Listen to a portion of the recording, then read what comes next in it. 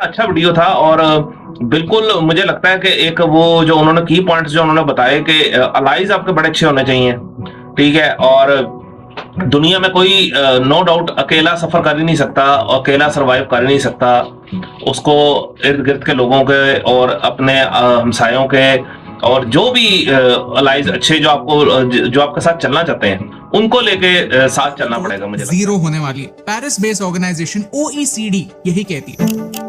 Britain दुनिया के सबसे डेवलप्ड देशों में से एक माना जाता है, लेकिन आज वहाँ के कुछ लोग महंगाई की वजह से अपने घर का सामान बेच रहे हैं। क्या यूके का हाल श्रीलंका जैसा होने वाला? The nation is in the grip of a cost of living crisis. A currency collapse, soaring borrowing rates, investors and businesses in despair. Now the IMF too has issued a warning. The International Monetary Fund has openly criticized the tax plan. Bills are shooting up and are set to rise again in October. A worrying forecast for thousands around the UK. British Empire जिस पर एक जमाने में कभी sunset होता नहीं था, वो आज स्टैगफ्लेशन के अंधेरे में चला जा रहा है। क्या होता है स्टैगफ्लेशन और यूके यहाँ तक कैसे पहुंचा? पूरी स्टोरी के 5 रीजंस, 5 पहलू है जो इंटरकनेक्टेड। ये 5 पॉइंट्स हमें आज की इकोनॉमी का पूरा पिक्चर दिखाते हैं। चलिए आज उन्हीं रीजंस को समझते हैं और सोचते हैं एक इंडियन पर्सपेक्टिव से ऐसी क्राइसिस रोकने के लिए हम क्या कर सकते हैं। आपका टाइम वैल्यूएबल है, इसलिए ये है सारे चैप्टर्स, लेकिन वीडियो काफी इंटरेस्टिंग है, सो आई वुड हाईली सजेस्ट इसे एंड तक देखिए। और अगर आपको ये वीडियो अच्छा लगा तो अपने दोस्तों के साथ शेयर जरूर कीजिए। चैप्टर 1 पजल का पहला पीस, 2008 का फाइनेंशियल क्राइसिस।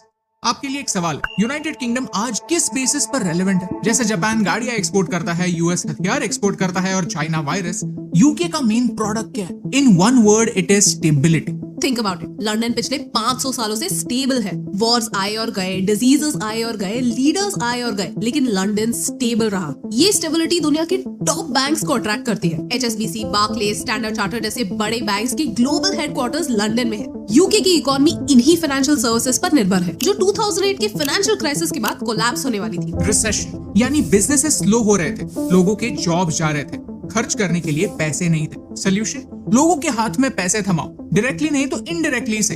ये चार्ट देखिए, यूके में हाउसिंग लोन जो पहले 6.3% में मिलता था, वो कुछ ही दिनों में लोगों को सिर्फ 2.5% में मिलने लगा। इंटरेस्ट में जाने वाला पैसा लोगों के हाथ आया, यानी उनकी परचेजिंग पावर बढ़ी, डिमांड बढ़ी। इसे इकोनॉमिक्स में क्वांटिटेटिव ईजिंग कहते हैं। आप सोच रहे होंगे कि इंटरेस्ट रेट कम होना एक टेम्पररी सोल्यूशन होगा, इकोनॉमी ट्रैक पर आने के बाद वापस ये रेट बढ़ जाएगा। रॉन्ग, रेट कम ही होता गया। जस्ट कुछ ही महीनों पहले लोग सिर्फ 1.2% पर लोन ले सकते थे। ये सस्टेनेबल नहीं था और अब 2022 में जाकर यूके को करेक्टिव मेजर्स लेने पड़े। इंटरेस्ट रेट्स 14 सालों में हाईएस्ट लेवल तक पहुंच गए, यानी एक एवरेज फैमिली अपने टोटल इनकम का 27%, ऑलमोस्ट 1/3 हिस्सा घर का कर्जा चुकाने में स्पेंड कर रही है। और ये एडिशनल बर्डन सिर्फ पिछले कुछ महीनों में आया है, तो लोग प्रिपेयर्ड नहीं। Chapter 2 Brexit. जिस ब्रिटेन ने पूरे वर्ल्ड में अपनी कॉलोनीज बनाई, उसी सेम ब्रिटेन को 2016 में नेशनलिज्म की याद आई और उन्होंने यूरोपियन यूनियन से अपना रिश्ता तोड़ दिया। EU का हिस्सा होने की वजह से ट्रेड में काफी आसानी होती थी, प्लस EU के लोग इजीली यूके में आ सकते हैं एंड वाइस वर्सा। लेकिन अब इन दोनों बातों में एक एडिशनल बैरियर आ गया। एक देश को ग्रो करने के लिए लगते हैं स्किल्ड वर्कर्स, जो यूरोप के दूसरे देशों से यूके काम करने आते थे, जिनके नंबर्स अब कम होने लगे। पिछले साल कई पेट्रोल पंप्स में फ्यूल ही नहीं था, क्योंकि ट्रांसपोर्ट करने के लिए ट्रक ड्राइवर्स ही नहीं थे। फ्यूल ना होने का मतलब है जरूरी चीजें मार्केट तक पहुंचने में देरी।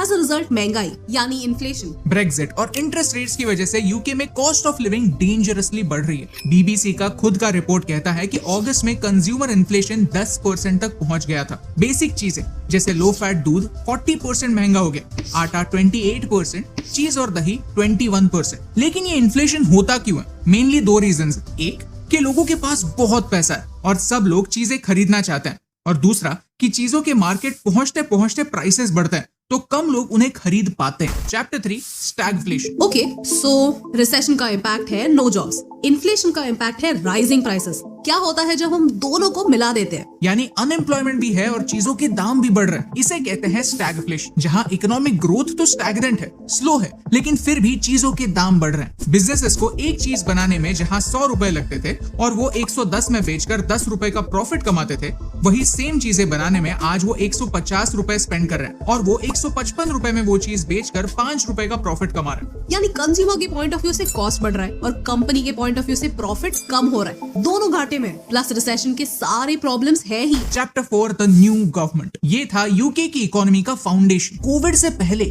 रशिया यूक्रेन वॉर से पहले, बोरिस जॉनसन की गवर्नमेंट गिरने से पहले यूके की इकोनॉमी ऑलरेडी अच्छे हाल में नहीं थी और सिचुएशन और बिगड़ने वाली थी। बोरिस जॉनसन के बाद पीएम कौन बनेगा? दो बड़े नाम सामने आए, ऋषि सुनक और लिज ट्रस। और लिज ट्रस यूके की नई प्राइम मिनिस्टर बनी। I am confident that together we can ride out the storm. उन्होंने सोचा जब तक बड़े बिजनेसेस को रिलीफ नहीं मिलता, सप्लाई बढ़ेगा नहीं और इन्फ्लेशन कंट्रोल नहीं होगा। उन्होंने टैक्स कट्स, डीरेगुलेशन और रिफॉर्म्स करने की सोची। उन्हें ये प्रूव करना था कि वो पिछले गवर्नमेंट से अलग है और वो टफ डिसीजंस ले सकती है। And that's where everything collapsed. उन्होंने एक टैक्स कट पैकेज इंट्रोड्यूस किया जिसमें से कुछ पॉइंट्स काफी कंट्रोवर्शियल थे। यूके में सबसे रिच लोग अपने इनकम का 45% टैक्स के तौर पर गवर्नमेंट को देते हैं। उन्होंने 1.5 लाख पाउंड से ज्यादा पैसे कमाने वाले लोगों के लिए टैक्स कम कर दिया। प्लस पहले के प्लान के अनुसार नेक्स्ट ईयर से कॉर्पोरेट टैक्स 19% से 25% होने वाला था। इस गवर्नमेंट ने ये प्लान होल्ड पर रख दिया। लोग ऑलरेडी फ्रस्ट्रेटेड हैं। उन्हें लगा ये अमीर लोगों की पैसे बचाने में मदद हो रही। The worst part is tax cuts के जरिए जो लोगों को डिस्काउंट्स दिए जा रहे थे, उसकी भरपाई कौन करने वाला था?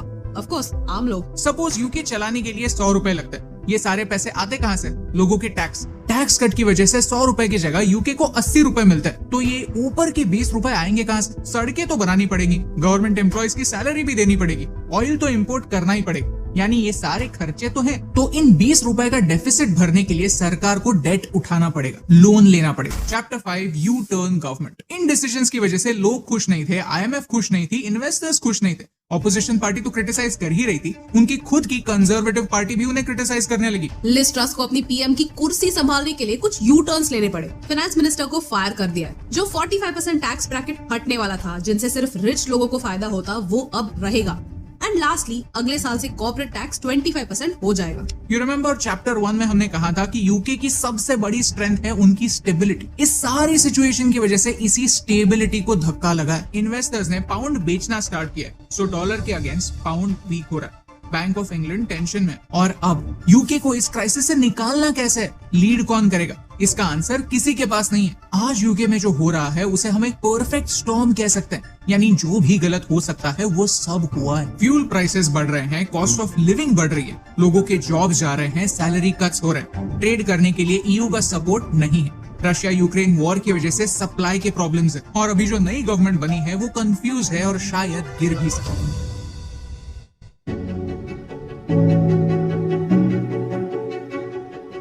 दिस इवेंट इज इम्पोर्टेंट क्योंकि इसमें भारत जैसे देश के लिए काफी इंपॉर्टेंट लेसन्स है। सबसे पहला ये कि हमें दोस्तों की जरूरत है। फ्यूचर में भारत कितना भी स्ट्रॉन्ग क्यों ना बने, हमें डिप्लोमेटिक रहने की जरूरत। कोई भी देश 100% सेल्फ रिलायंट नहीं हो सकता है और अभी तो ये ड्रीम काफी दूर है। We need to have strong allies, at least when it comes to trade. Second lesson ये है कि हमें सोच समझकर पॉलिसीज बनाने की जरूरत है। 2008 फाइनेंशियल क्राइसिस के बाद यूके अगर अपने इंटरेस्ट रेट समय रहते ही एडजस्ट कर लेता तो शायद आज उन्हें ये दिन देखना न पड़ता। जब पॉलिसीज बैकफायर करती है तो हम हमारी क्रेडिबिलिटी खो देते हैं और लोगों का सपोर्ट भी। Good communication is the key. कई बार गलत कम्युनिकेशन की वजह से अच्छी पॉलिसीज भी लोगों तक पहुंच नहीं पाती। And number 3 is that there is no free lunch. दुनिया में कोई भी चीज फ्री नहीं होती। हर चीज का बिल कभी ना कभी किसी ना किसी फॉर्म में भरना ही पड़ता है। इस जनरेशन को नहीं तो नेक्स्ट जनरेशन को। बोरोइंग का मतलब ये होता है कि आप कल का पैसा आज खर्च कर रहे हैं। भारत अपने बजट का 40% बोरो करता है। इसीलिए हमारे लिए ये जरूरी है कि हम ये जाने कि हमारा देश कैसे चलता है। এই ঋণটা কিন্তু কতটুকু কার্যকরী সেটা কিন্তু আমরা অতটা বলতে পারবো না এখনো, কারণ IMF কিন্তু ঋণ আস্তে আস্তে ট্রান্সফার করে অবশ্য। আর অবশ্য এই যে বাংলাদেশের কি বেনিফিট হইতে পারে এই ইউরোপ থেকে শিক্ষাটা, সেটার বিষয়ে আমরা যদি